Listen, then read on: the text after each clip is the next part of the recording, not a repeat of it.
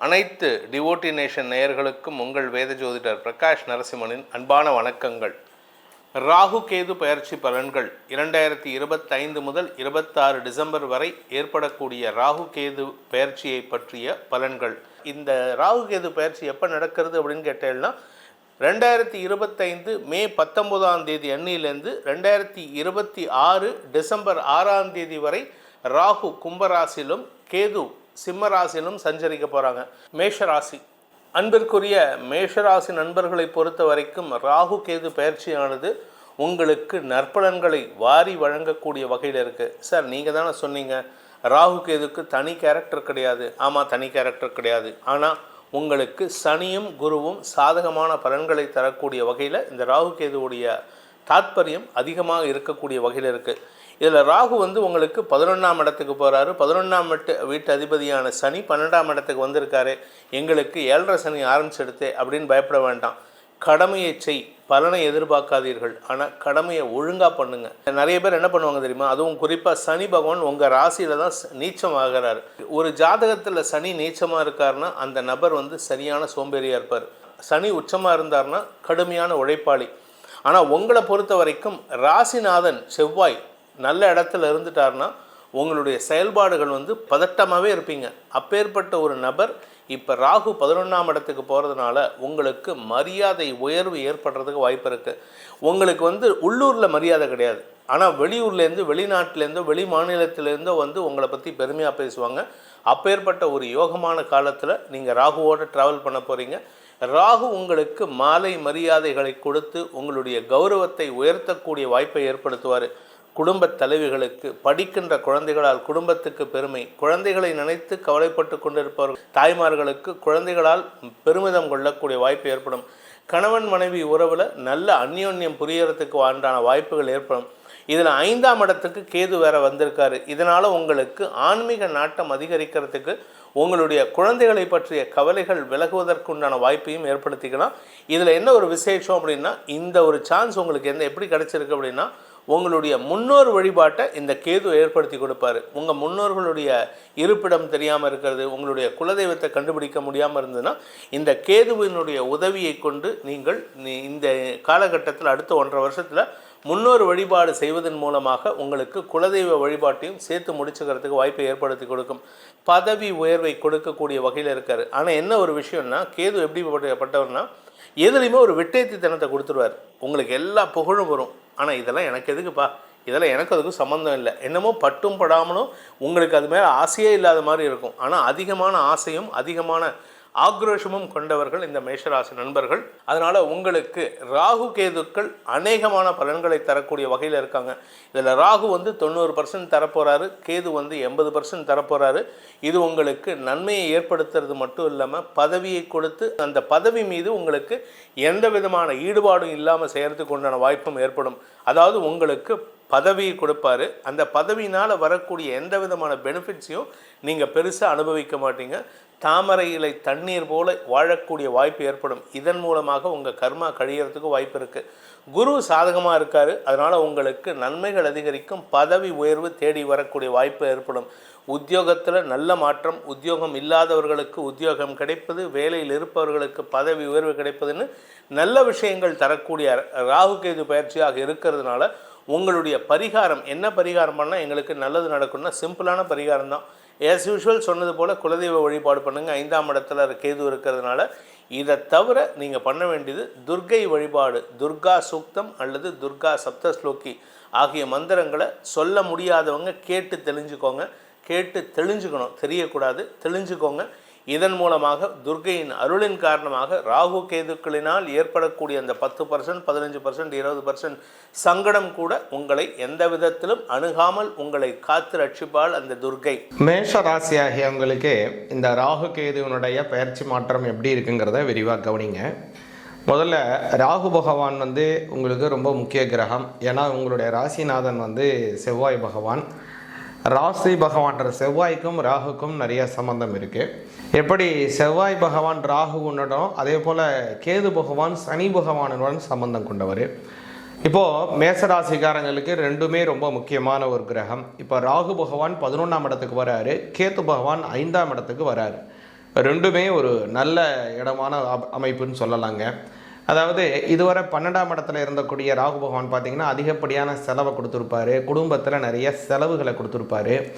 அதே மாதிரி சிலருக்கு சில சுப முதலீடுகள் செய்வது கூட வாய்ப்பு வந்திருக்கலாங்க. அதே மாதிரி கேது பகவான் பார்த்திங்கன்னா 6ஆம் பாவத்தில் இருந்தார். எப்படி 12ஆம் பாவம் விரயஸ்தானமோ 6ஆம் பாவம் அப்படிங்கிறது பார்த்திங்கன்னா கடன், உடல் உழைப்பு, கடினமான உடல் உழைப்பு, அதே மாதிரி வைத்திய செலவுகள், குடும்பத்தில் ஏற்படக்கூடிய வைத்திய செலவுகள், இது எல்லாமே 6ஆம் பாவத்துக்குள்ளே வருங்க, எதிரிகளின் தொல்லைகள் உட்பட. அதனால் இப்போ 6ஆம் பாவத்திலேருந்து 5ஆம் பாவத்துக்கு கேது வந்துட்டாருங்க.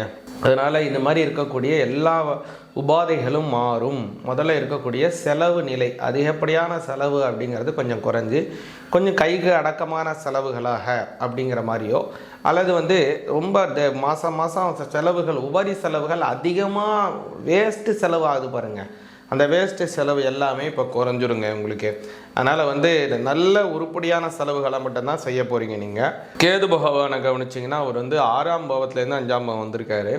அதனால் முன்னாடியே 6ஆம் பாவத்தில் இருக்கும்போது ஏதாவது கடனை ஏற்படுத்தியிருக்கலாம், உங்களுக்கு ஒரு கடன் வருவதற்கு வாய்ப்பு இப்போ வந்திருக்கலாம். இப்போ அந்த கடன்லாம் என்ன ஆக போகிறது அப்படின்னா நிவர்த்தி ஆக போகிறது. எப்பேற்பட்ட கடனாக இருந்தாலும் அந்த கடன் உங்களுக்கு வெகுவாக குறைஞ்சிரும். இப்போ பல லட்சம் கோடி இருந்தாலும் சரி, ரொம்ப சில லட்சமாக இருந்தாலும் சில ஆயிரமாக இருந்தாலும் சரி, எந்த சூழ்நிலையில் கடன் இருந்தாலும் அந்த கடன் நிலை மாறும். ஏன்னா 5ஆம் பாவத்தில் இருக்கக்கூடிய கேது பகவான். அது மட்டும் இல்லை, கேது பகவான் இப்போது சூரியனினுடைய தன்மை கொண்டவராக மாறுறாரு. சூரிய பகவான் மேஷராசிக்காரங்களுக்கு ரொம்ப முக்கியமான கிரகம். 5ஆம் பாவத்துக்கு உடையவர் சூரிய பகவான். அது மட்டும் இல்லை, மேஷராசியில் சூரிய பகவான் வந்திருக்கக்கூடிய சமயம் எல்லாமே பார்த்திங்கன்னா உச்ச நிலை அடைவார். சூரிய பகவான் அதீதமான உச்ச நிலை எப்போ அடைவார்னா மேஷ ராசியிலே சஞ்சாரம் செய்யும் போது தான் அவருக்கு அந்த உச்ச நிலைங்கிறத ஏற்படும். அதனால் அந்த உச்சநிலை தரும்படியாக அமைப்பிலே இப்போ கேது பகவான் உங்களுடைய 5ஆம் பாவத்தில் இருக்கார். சூரியனினுடைய தன்மையை முழுமையாக வாங்கிக்கிறாரு. அப்புறம் முக்கியமான இது இன்னொரு சிறப்பு என்னன்னு கேட்டிங்க அப்படின்னா, அவர் முதல்ல எல்லா நட்சத்திரத்தை, அதாவது நட்சத்திராதிபதியாகவும் அவர் முதல்ல உள்ளே வர்றது யாருடைய நட்சத்திரத்தில்னா சூரிய நட்சத்திரம் தான். சூரியனினுடைய நட்சத்திரம் சூரியனுடைய ராசியில் தான் உள்ளே வர்றார்.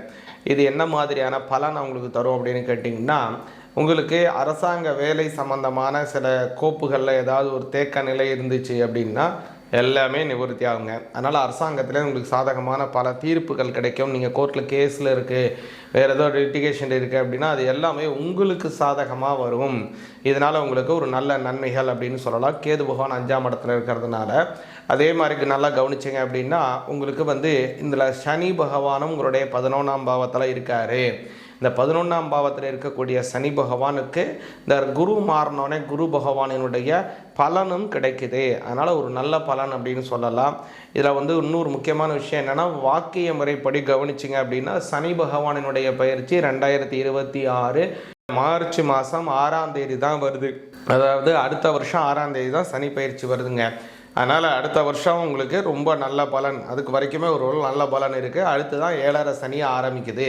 இப்போ எல்லாம் 7.5 சனி ஆரம்பிக்குதுன்னு சொல்கிறாங்களே அப்படிங்கிறது எல்லாமே திருக்கணித முறைப்படி. நம்ம அனுஷ்டானங்கிறது வாக்கிய முறைப்படி தான். வாக்கிய முறைப்படி தான் ரொம்ப சாஸ்வதம். எல்லா கோவில்களிலையும் வாக்கிய முறைப்படி தான் அனுஷ்டானம் பண்ணுறாங்க. அதனால் வாக்கிய முறைப்படி செய்கிறது தான் நமக்கு ரொம்ப சிறப்பு வாய்ந்தது. அந்த வகையில் அடுத்த வருஷம் தான் உங்களுக்கு 7.5க்கான சனி பகவான் பயிற்சி நடக்குது. இப்போ நடக்கக்கூடிய இந்த ராகு கேது பயிற்சி அப்படிங்கிறது ஓரளவுக்கு இல்லை, பல அளவுக்கு உங்களுக்கு சாஸ்வதமாகவும் நல்ல பலனை தருதுங்க. இதில் முக்கியமாக குரு பகவான் 3ஆம் பாவத்தில் இருக்கார். உங்களுடைய ஜென்மஸ்தானாதிபதியில் செவ்வாய் பகவானுடைய சஞ்சாரமும் கொஞ்சம் திருப்திகரமாக இல்லை. அதனால் முக்கியமான என்ன செய்யணும் அப்படின்னா, முருகப்பெருமானை வழிபாடு செய்யணும். செவ்வாய்க்கிழமை முருகப்பெருமானுக்கு வேல் மாறல் படிங்க. அல்லது உங்களுடைய வீட்டுக்கு பக்கத்துலேயே ஏதாவது முருகன் கோவில் இருக்குது அப்படின்னா, அல்லது உங்கள் குலதெய்வம் கோவில் பக்கத்தில் இருக்கக்கூடிய முருகன் கோவிலுக்கோ, அல்லது உங்களுக்கு குலதெய்வமே முருகன் கோவில்னால் அந்த முருகனுக்கு என்ன செய்யணும் அப்படின்னா வேல் மாறல் படிக்கணும், கந்த சஷ்டி கவச்சம் படிக்கணும். செவ்வாய்க்கிழமையில் திணை மாவு அப்படின்னு சொல்லக்கூடிய உயர்வான அந்த திணை மாவில் தேன், நெய், வெல்லம் இதையெல்லாம் கலந்து இறைவனுக்கு படையல் வச்சு அதை நீங்கள் சாப்பிட்டு வாங்க. நல்ல பலன் உங்களுக்கு ராகு கேது பயிற்சினாலே கிடைக்கும். மேஷராசியினருக்கு இந்த 2025 நிகழக்கூடிய ராகு கேது பயிற்சி என்ன பண்ண போகுதுங்கிறத பார்ப்போம்.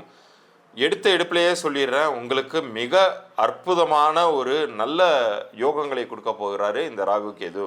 இந்த பயிற்சி வந்து உங்களுக்கு ராகுவை பொறுத்த அளவுக்கு மீனத்திலிருந்து அவர் வந்து கும்பத்துக்கு போகிறாரு. நான் ஏற்கனவே சொன்னது மாதிரி அவர் ரிவர்ஸில் ட்ராவல் பண்ணக்கூடிய ஒரு கிரகம். அதே மாதிரி கேதுவை பொறுத்த அளவுக்கு கன்னியிலிருந்து சிம்மத்துக்கு நகர்றாரு. ராகு வந்து 11ஆம் வீட்டுக்கு வரும் பொழுது மிகப்பெரிய நல்ல யோகங்கள் உங்களுக்கு கிடைக்க போகுது. உங்களுக்கு வந்து பொன் பொருள் சேர்வதற்கான வாய்ப்புகளை உருவாக்கி தரப்போகிறாரு. பணம் வந்து ஏதாவது ஒரு வகையில் நன்றாக உங்களுக்கு அந்த மணி ரொட்டேஷன் அப்படிங்கிறது மிக அற்புதமாக இருக்க போகுது. இன்னொரு பக்கம் வந்து பூர்வ புண்ணிய ஸ்தானமாக இருந்தாலும் கேது வந்து சிம்மத்திற்கு நகரக்கூடிய நகர்வுங்கிறது வந்து உங்களுக்கு நல்ல பலன்களை விளைவிக்கும். இந்த சமயத்தில் பிறக்கக்கூடிய குழந்தைகள் வந்து உங்களுக்கு உங்கள் குடும்பத்திற்கு மிகப்பெரிய நல்ல பெயரை வாங்கி தரக்கூடிய குழந்தைகளாக இருப்பாங்க. பெரிய பெரிய ஞானிகள், அவதார புருஷர்கள் எல்லாருமே பார்த்திங்கன்னா இது மாதிரி ஜனித்தவர்கள் தான். ஏன்னா ஞான மோட்சக்காரகன் கேது அப்படிங்கிறவர் 5ஆம் வீட்டிற்கு நகர்வது அப்படிங்கிறது மேன்மையே தரும் லைஃப்பில். பூர்வ ஜென்மத்தில் நீங்கள் செய்த புண்ணியங்களை அறுவடை செய்யக்கூடிய காலம் அப்படின்னு சொன்னால் அது மிக இல்லை. அந்த அளவுக்கு வந்து நன்றாகவே இருக்க போகுது. ராகுவை பொறுத்த அளவுக்கு லாபஸ்தானத்தில் இருக்கிறதுனால நிறைய வந்து உங்களுக்கு ட்ராவல்ஸை கொடுக்கலாம். அந்நிய பாஷை பேசுபவர்களால் உங்களுக்கு நிறைய வாய்ப்புகள் கிடைத்து உங்களுக்கு நீங்களே எதிர்பார்த்துருக்க மாட்டீங்க. உங்கள் கம்பெனியில் திடீர்னு ஒரு நார்த் இந்தியாவிலேருந்து ஒரு மேனேஜர் வந்து உட்காருவார். அவர் உங்களுக்கு ப்ரொமோஷன் எழுதுவார், இவர் நல்லா ஒர்க் பண்ணுறாருன்னு. கடைசியாக இங்கேயே வந்து ஒரு 6-7 வருஷமாக இருக்கக்கூடிய உங்களுடைய சீனியர் வந்து உங்களை ரெக்கமெண்ட் பண்ணியிருக்க மாட்டார். பட் எங்கேருந்தோ வந்து ஒரு அந்நிய பாஷை ஹிந்தி பேசக்கூடிய ஒருத்தர் வந்து உங்களை ரெக்கமெண்ட் பண்ணுவார். ஸோ அது மாதிரியான ஒரு நல்ல வாய்ப்புகள் கிடைக்கும். இதே வியாபாரிகளை பொறுத்த வரைக்கும் நீங்கள் வந்து இதுவரை செய்து கொண்டிருந்த வியாபாரத்தில் சுணக்கம் இருந்தால் அந்த கெடுபலன்கள் நீங்கி நல்ல பலன்கள் கிடைப்பதற்கான வாய்ப்பு அப்படிங்கிறது நிச்சயமாகவே அதிகரிக்க போகுது.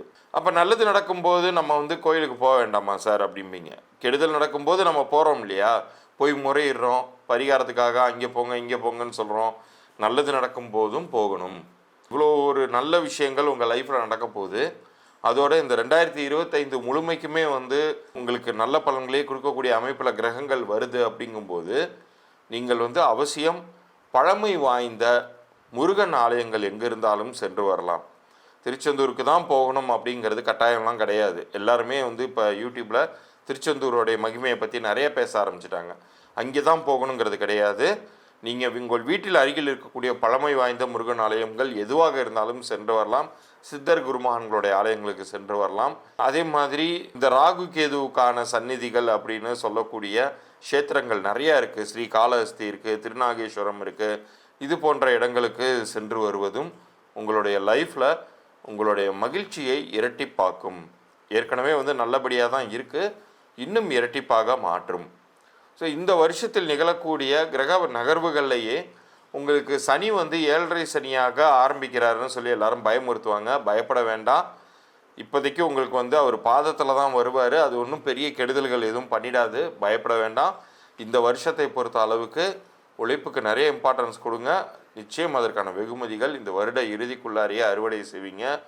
அடுத்த வருஷம் மிடில்லலாம் வந்து உங்களுடைய லைஃப் வந்து நெக்ஸ்ட் ஸ்டேட்டஸ் அப்டேட்டுக்கு காத்துக்கிட்டு இருக்குன்னு புரிந்து கொள்ளுங்கள். மேஷ ராசி அன்பர்களுக்கு ராகு கேது பயிற்சி பலன்களை பற்றி பார்க்கலாம். மேஷ ராசியில் வரக்கூடிய நட்சத்திரம் அஸ்வினி, பரணி, கார்த்திகை நட்சத்திர அன்பர்கள். மேஷ ராசி அன்பர்களுக்கு திருக்கணித பஞ்சாங்கப்படி உங்கள் ராசிக்கு 11ஆம் இடத்தில் ராகுவும் 5ஆம் இடத்தில் கேது பகவானும் வருகின்ற மே மாதம் 18ஆம் தேதி பயிற்சி ஆகிறார். உண்மையிலேயே மேஷராசி அன்பர்கள் கொடுத்து வைத்தவர்கள். காரணம் கேட்டிங்கன்னா 7.5 சனி நடக்குது. 7.5 சனியிலும் ஒரு விமோச்சனத்தை கொடுக்கக்கூடிய ஒரு பயிற்சியாக அந்த ராகு கேது பயிற்சி இருக்கும். காரணம் என்னன்னு கேட்டிங்கன்னா அந்த 11ஆம் இடத்தில் ராகு வருவது சிறப்பு. உபஜயஸ்தானத்தில் ஒரு பாவகிரகங்கள் இருப்பது நன்று அப்படின்னு ஜோதிட சாஸ்திரம் சொல்லுது. அப்போ அந்த உபஜயஸ்தானம்னா என்ன அப்படின்னு பார்க்கும்போது ராசிக்கு 3, 6, 8, 10, 12 அந்த பாவக்கோள்கள் அமையும் பொழுது ஒரு வாழ்க்கையில் நிறைய மாற்றத்தை நோக்கி நகர்கிறார்கள் அப்படின்னு தான் சொல்கிறோம். அப்போ 11ஆம் இடம் சொல்லக்கூடிய லாபஸ்தானத்தில் முக்கியமாக நிறைய மேஷராசி என்பது என்ன, தொழில் செய்யக்கூடிய நபர்களாக இருப்பீங்க. அந்த தொழில் செய்யக்கூடிய நபர்களுக்கு பார்த்திங்கன்னா கடுமையான பண நெருக்கடி. காசு இருந்தால் வேலை இல்லை, வேலை இருந்தால் தொழிலாளர் வரல, தொழிலாளர் வந்தால் அதை விற்க முடியல, எல்லாத்தையும் செஞ்சுட்டேன் சார், கடைசியில் பணம் வரல. நான் பணம் வந்தால் தானே என் கடனை கட்டுவேன், பணம் வந்தால் தானே நான் சம்பளம் கொடுப்பேன் அப்படின்ற நிலையில் இருக்கக்கூடிய இந்த மேஷ ராசி என்பவர்களுக்கு லாபத்தை வாரி வழங்கக்கூடிய ஒரு அற்புதமான பயிற்சியாக இந்த ராகுகேது பயிற்சி இருக்க போகுது. ரொம்ப விசேஷமான இடம். அதே போல் வேலை செய்யக்கூடிய நபர்களுக்கு, வேலை செய்கிறவங்களாம் பார்த்திங்கன்னா நிறைய கஷ்டத்தை அனுபவிச்சிட்டிங்க. ஏன்னா வேகமாக ஒரு வேலையை முடிச்சுடுவீங்க. அப்போ எப்படி இருக்கும், ஒரு ஆஃபீஸில் நீங்கள் தீயாக இருப்பீங்க, உங்களை யாருமே கம்பேர் பண்ணவே முடியாது. ஆனாலும் உங்களை மற்றவங்க அடக்கி ஆளணுன்ற எண்ணங்கள்னால பார்த்திங்கன்னா ஒரு நெருக்கடி. ஐயோ வேலைக்கு போகிறதே கஷ்டமாக இருக்குது, வேலைக்கு போனால் அவங்க தொல்லை பண்ணுறாங்க, கீழே இருக்கவங்க ஒழுங்காக வேலை பார்க்க மாட்டுறாங்க, என்னுடைய மேலதிகாரி வேணும்ட்டே எனக்கு தேவையில்லாத பிரச்சனைகளை கொடுக்குறாரு அப்படின்னு சொல்லக்கூடிய நிலையில் இருக்கக்கூடிய மேஷ ராசி என்பவர்களுக்கு ஒரு விமோச்சனத்தை கொடுக்கக்கூடிய பயிற்சியாக அந்த ராகுகேது பயிற்சி இருக்குது. லாபஸ்தானத்தில் ராகு வரும்போது பார்த்திங்கன்னா உங்களுக்கு யாரெல்லாம் தொல்லை கொடுக்குறாங்க அவங்களாம் வெளியேறிடுவாங்க. உங்களுக்கு ஒரு ப்ரொமோஷன் கிடைக்கும், ஒரு இன்க்ரிமெண்ட் கிடைக்கும். சார் வேலையே இல்லாமல் இருக்கேன் சார், என்ன பண்ணுறது தெரியல, கண்டிப்பாக நல்ல இடத்துல பிளேஸ் ஆகிடுவீங்க, கவலையப்படாதீங்க. ஒரு அதிர்ஷ்டம் உங்களுக்கு காத்துட்ருக்கு, நீங்கள் முயற்சி மட்டும் பண்ணுங்கள். ஏன்னா இந்த 7.5 சனியில் என்ன ஆகும்னா முயற்சி செய்கிறதுல ஏதாவது ஒரு சோம்பேறித்தனம் இருக்கும், ஒரு சுணக்கம் இருக்கும். அதனாலே நிறைய பேருக்கு வேலை வாய்ப்பு கிடைக்காம போயிருக்கு. அந்த மாதிரி இல்லாமல் முயற்சி பண்ணிங்கன்னா கண்டிப்பாக நல்ல இடத்துல வேலை கிடைக்கும். வேலை மாற்றம் உறுதியாக உண்டு. வெளியூர் டிரான்ஸ்ஃபர் ஆகி போகணும்னு நினைக்கக்கூடிய வெளியூர் போகலாம், இல்லை வெளியூர்லேருந்து உள்ளூருக்கு வரணும்னு நினைக்கக்கூடியவர்கள் மாறலாம். வெளிநாடு பயணம் செய்யக்கூடியவர்கள், வெளிநாடு வாய்ப்புகளை தேடி இருக்கக்கூடியவர்களுக்கு மிக அற்புதமான பயிற்சியாக இந்த ராகுவுடைய பயிற்சி இருக்க போகுது. அதில் முக்கியமாக பார்த்தீங்கன்னா வெளிநாட்டில் இருக்கவங்களாம் ரொம்ப கஷ்டப்பட்டுட்டு இருக்காங்க.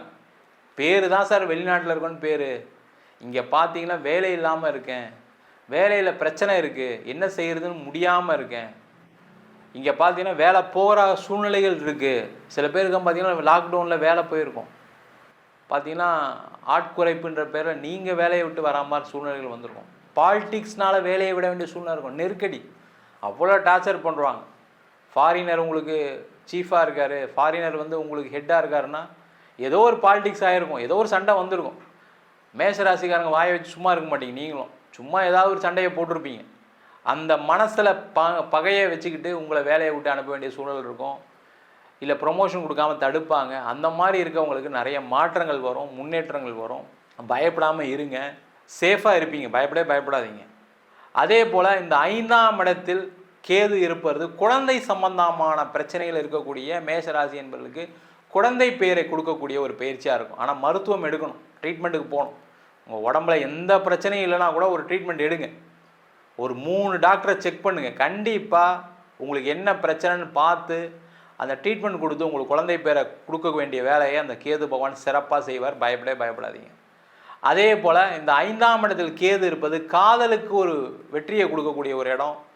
காதலில் தோல்வி பெற்றால் கூட திருப்பியும் நம்ம காதல் சேரக்கூடிய ஒரு அமைப்பை இந்த கேது பகவான் கொடுக்க போகிறாரு.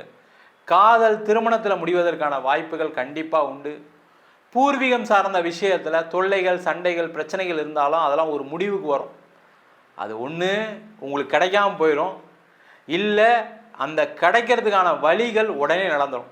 என்ன சார் கிடைக்காம போயிடுன்னு சொல்லிட்டீங்க, அதை நம்பி தான் பேஸ் பண்ணியிருக்கேன் அப்படின்னா அந்த எண்ணத்தை மட்டும் கொஞ்சம் மாற்றிங்க. இந்த கேது வரும்போது என்ன ஆகுனா நீங்களே வேணான்றீங்க, உங்கள் பஞ்சாயத்தே வேணாம்ப்பா, என்னை விட்டுருங்கப்பா தயவுசெய்து அப்படின்ற மாதிரிலாம் பேச்சு வர ஆரம்பிச்சிடும். அப்போ என்ன ஆகும், இதை நம்பி எதுவும் பிளான் பண்ணாதீங்க. பூர்வீக சொத்தில் வீடு கட்ட போகிறேன், அதுக்கான வாய்ப்புகள் வரும். பூர்வீகத்தில் போய் இடம் வாங்க போகிறேன், அதற்கான சூழ்நிலைகள் அமையும். 11ஆம் இடத்துல ராகு இருக்கும்போது பார்த்தீங்கன்னா நீங்கள் எதிர்பார்த்த ஒரு வரன் அமைவதற்கான வாய்ப்பு உண்டு. இத்தனை நாள் வெயிட் பண்ணிட்டு இருக்கீங்கன்னா சிறப்பு, கவலைப்படாதீங்க. லேட் ஆகிடுச்சுன்னு வருத்தப்படாதீங்க. சில பேர்லாம் பார்த்தீங்கன்னா மேஷராசி என்பது 35 வயசுக்கு மேலே தான் கல்யாணம் ஆனவங்க நிறைய பேர் இருக்காங்க. காரணம் என்ன கேட்டிங்கன்னா அந்த குடும்ப பொறுப்பு.